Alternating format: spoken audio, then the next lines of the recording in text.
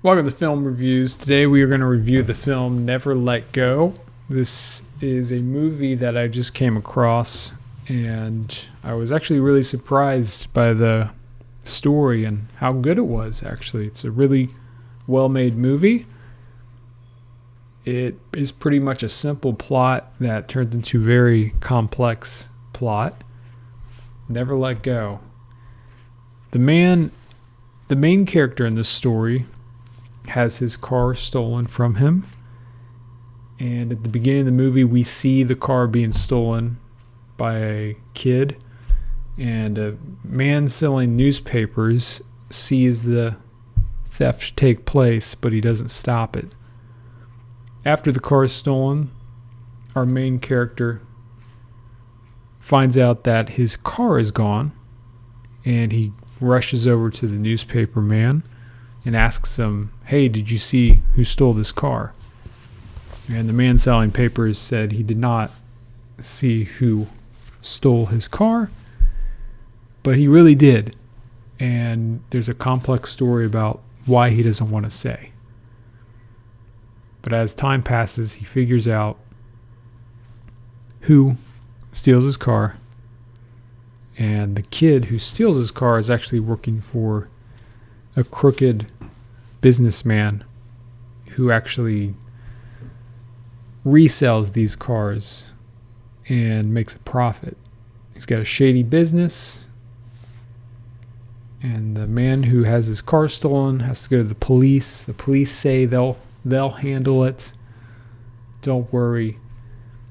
And he's not happy with that answer. He wants to get his car back as soon as possible because he's about to get fired at work because he's not doing a lot of sales because he hasn't had a car, and he recently got a car and now it's stolen, so he can't really do his job. On top of that, his wife tells him that he's not really being the best husband. She likes him just because of the way he is, yet he's trying to climb up the ladder, make a lot of accomplishments in his career, and kind of fight his way in society. And his wife says, we're not those kind of people. We're not the kind of people who are fighters. We're content with what we have. We don't need to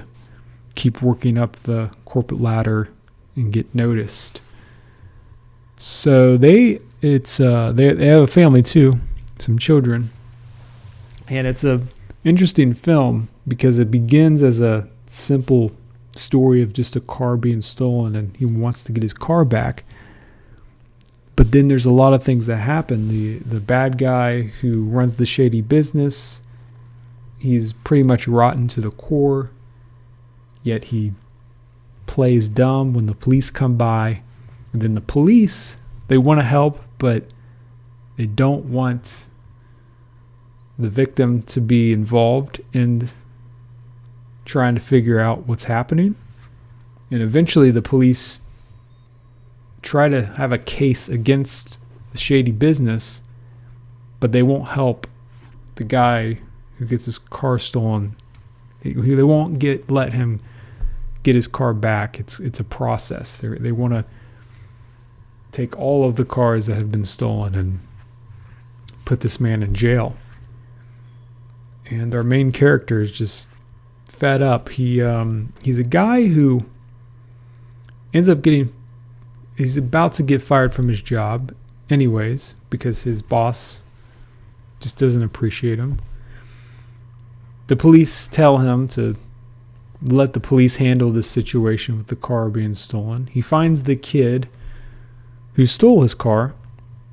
He bullies him as well.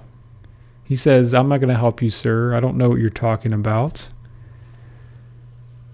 And eventually his wife threatens to leave him if he keeps pursuing this, because she says this isn't the life they originally imagined when they first got married.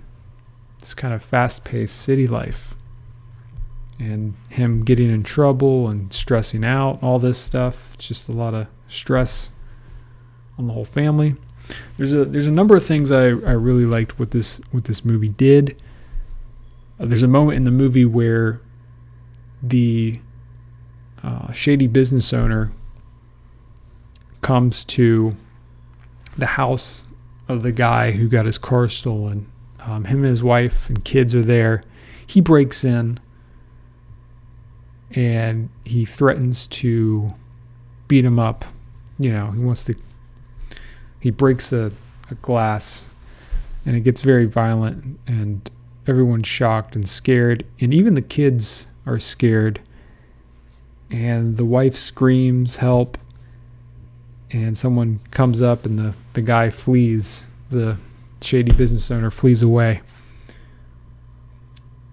That moment, every character in the family, the husband, the wife, and the kids were all afraid. They didn't know what was going to happen, and the shady business owner was kind of in control at that moment. And I like that in the film. It really did seem like the whole family was afraid in that moment. Like the father couldn't really stand up to this crazy man who broke into their apartment, and I think that kind of showed where he was at and the family in this moment. And I like that they could have made it where he was like, kids, just shut your door, I'll deal with this. And they could have had a couple of words with this crazy guy.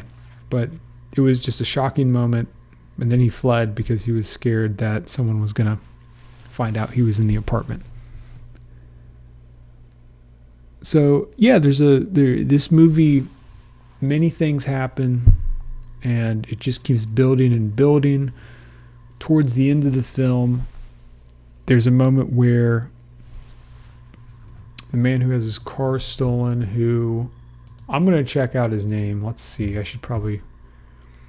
Richard Todd, who plays John Cummings. He's the main character. And the main villain is Peter Sellers. So yes, John Cummings, he is sitting at this cafe called Victory Cafe. Or is it Inspire Cafe? I forget. He's at a cafe. He's at a local cafe, and he's there all day just trying to think about what he should do next, because he knows at this point the robbers have his car, and he's waiting for the police to do something. And he's just trying to gain the courage and confidence to just go in there and take his car from this building. And he waits and he waits and he waits, and it takes a while. It's not until night that he stands up, his chair falls down, he's ready. He's realizing like everything's just going bad. Everything's being taken away from him. His job, his car, his wife is threatened to leave. Things are just out of his control, and he's going to put up one last fight just to make sure that he's done everything that he could to keep things together. And that's what he does. In the movie, it slowly builds to that moment. He doesn't quickly just switch and become an action hero, or just, turn into someone who's just like all of a sudden extremely good at fighting. It's very realistic on how they show his character changing. And that was something I really liked too, because as a viewer, I wasn't sure what was going to happen if he was... I thought he would probably win at the end, but I didn't know how they were going to show it in the movie. And I like that they took their time on it and let the characters develop. It just made it more realistic that way.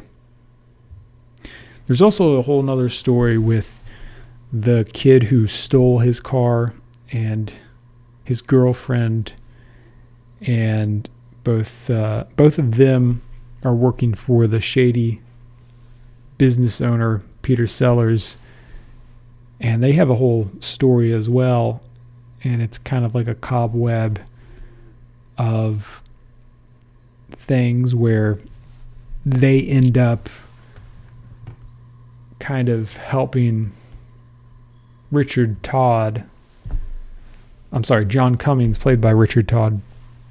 They end up on his side at the end, but they also flee the police because, they're criminals, but they've been hurt by the Peter Sellers character throughout this film as well. It's got a lot of things that remind me of the Marvel films, like the classic villain who treats all the people that are on his side as lower than him, like a kingpin character almost. There's a lot of things that are similar in some of the modern movies nowadays. I think this film actually could be remade today. And I think it would be really interesting to see how that plays out. Just the story structure is so good. The acting is really good, and how the characters change as the movie goes on is really good. It's black and white, made in 1960. I'm not sure how well it did at the box office when it came out, but it seems like it would have been a really good movie when it came out. And yeah, it seems like the balance between the drama and the characters and the action scenes was well placed. I really enjoyed this film. I thought it was really well done. I think that the reason it's not popular kind of adds to the fun of seeing it. And the music is pretty interesting too. I don't think the music's the best part of the film, but they definitely tried some stuff with it. I'm going to go ahead and give this a 8.8 out of 10. I would love to see a remake someday of this movie. I think the story of a man where things are just keep going bad for him, and the title Never Let Go, he just doesn't want to give up. And the character itself, I don't think he's anyone unique. He doesn't really have a unique characteristics. Richard Todd played it very well as this character, John Cummings. He's just a man who's living it looks like he's living a normal life. He's a salesman, so he's got a happy attitude.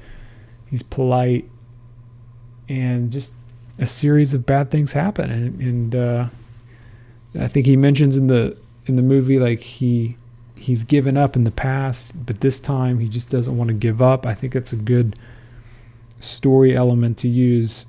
And yeah, there's some things about this movie that I really connected with, and I really appreciated the story and how it was done. So definitely check this out if you can.